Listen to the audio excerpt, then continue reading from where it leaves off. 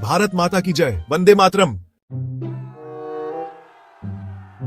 15 अगस्त 1947, वो दिन जिसने भारत की तकदीर बदल दी। वो दिन जब भारत ने 200 साल की गुलामी को तोड़ा और एक नए युग की शुरुआत हुई। लेकिन क्या आपने कभी सोचा है कि 15 अगस्त 1947 का दिन कैसा था? उस दिन देश भर में कैसा माहौल था?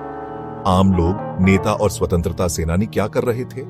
और महात्मा गांधी, जिन्होंने हमें आजादी दिलाने में अहम भूमिका निभाई, वो कहां थे? आज की इस वीडियो में हम आपको 15 अगस्त 1947 का पूरा घटनाक्रम विस्तार से बताएंगे। तो बने रहिए इस वीडियो के साथ और जानिए भारत के सबसे ऐतिहासिक दिन की पूरी कहानी।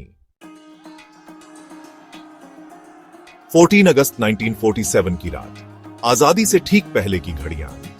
1947 का साल बहुत ही उथल पुथल भरा था। अंग्रेज भारत छोड़कर जा रहे थे, लेकिन इसके साथ ही भारत और पाकिस्तान का विभाजन भी हो रहा था। चारों तरफ हिंसा भड़की हुई थी। लाखों लोग अपना घर छोड़कर पलायन कर रहे थे। एक तरफ खुशी थी, दूसरी तरफ दर्द। 14 अगस्त 1947 की रात दिल्ली के संसद भवन में विशेष सत्र बुलाया गया। यहीं पर पंडित जवाहरलाल नेहरू ने रात 12 बजे ट्रिस्ट विद डेस्टिनी, नियति से साक्षात्कार, भाषण दिया। नेहरू जी ने कहा, जब घड़ी आधी रात का समय दिखाएगी, जब पूरी दुनिया सो रही होगी, तब भारत जागेगा और अपनी स्वतंत्रता की ओर बढ़ेगा। ये शब्द सिर्फ एक भाषण नहीं थे, ये एक नए युग की शुरुआत थी। 15 अगस्त 1947 की सुबह आजादी का सूरज निकला। 15 अगस्त की सुबह होते ही पूरा भारत जश्न में डूब गया। सड़कों पर लोग तिरंगे झंडे के साथ नाच रहे थे, ढोल नगाड़े बज रहे थे, मिठाइयां बांटी जा रही थीं। लोगों की आंखों में गुलामी से मुक्त भारत देखने का सपना पूरा होने की खुशी थी। लेकिन क्या आप जानते हैं, उस दिन पूरे देश में केवल एक जगह आधिकारिक रूप से तिरंगा फहराया गया, और वो जगह थी लाल किला, दिल्ली।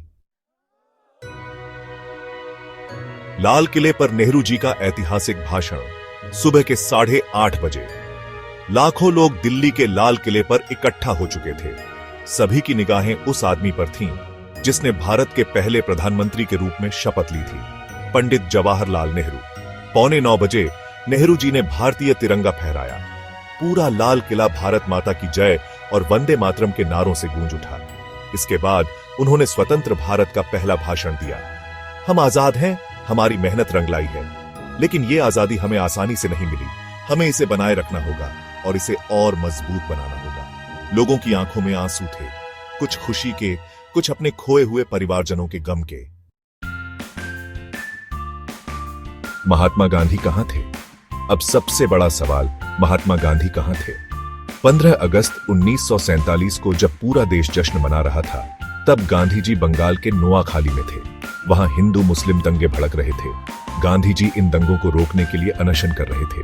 वो बहुत दुखी थे, क्योंकि भारत का बंटवारा हिंसा और खून खराबे के साथ हुआ था। उन्होंने कहा था, मुझे ये आजादी अधूरी लग रही है जब मेरा देश बंट रहा है और लोग मर रहे हैं। गांधी जी का मानना था कि भारत और पाकिस्तान को भाई भाई की तरह रहना चाहिए था, लेकिन बंटवारे ने सब कुछ बदल दिया। देश भर में जश्न और विभाजन का दर्द। दिल्ली, मुंबई, कोलकाता, लाहौर, हर जगह जश्न मनाया जा रहा था, लेकिन इसके साथ ही विभाजन की हिंसा भी जारी थी।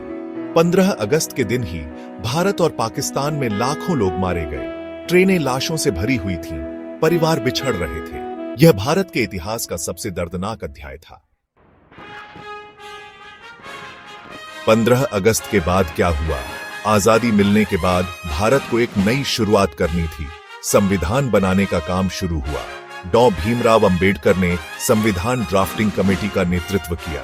सरदार वल्लभ भाई पटेल ने 562 रियासतों को भारत में मिलाया। देश को चलाने के लिए नई नीतियां बनानी पड़ी। निष्कर्ष, 15 अगस्त का महत्व। 15 अगस्त सिर्फ एक तारीख नहीं है, यह उन लाखों स्वतंत्रता सेनानियों के संघर्ष की याद दिलाती है जिन्होंने अपने प्राणों की आहुति दी। हम आजाद हैं क्योंकि भगत सिंह, चंद्रशेखर आजाद, नेताजी सुभाष चंद्र बोस, महात्मा गांधी और हजारों स्वतंत्रता सेनानियों ने बलिदान दिया। आज हमें संकल्प लेना चाहिए कि हम इस आजादी की रक्षा करेंगे और अपने देश को आगे बढ़ाएंगे। Call to action. अगर आपको यह वीडियो पसंद आया तो इसे लाइक करें, चैनल को सब्सक्राइब करें और कमेंट में बताइए कि 15 अगस्त 1947 की सबसे प्रेरणादायक घटना कौन सी थी। जय हिंद, वंदे मातरम।